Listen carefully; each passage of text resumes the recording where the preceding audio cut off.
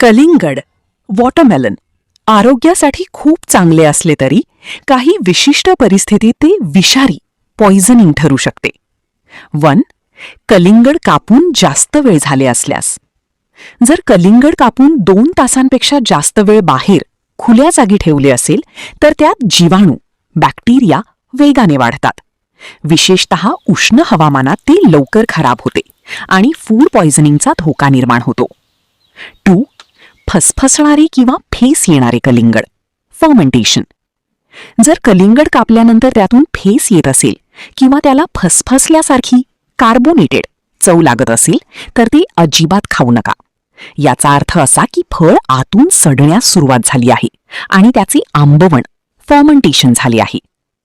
3. रात्रीच्या वेळी खाणे टाळा.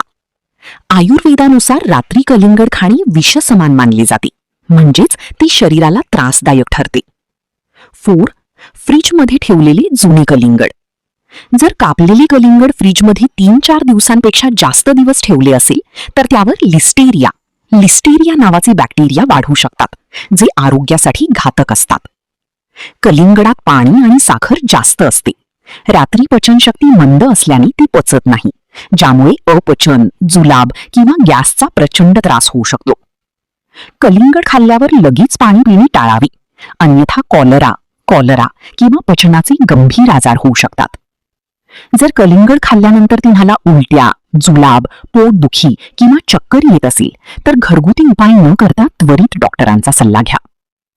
कलिंगडामधील व्हिटॅमिन ए आणि सी त्वचेला चमकदार बनवतात आणि सूर्याच्या अतिनील किरणांपासून संरक्षण करतात.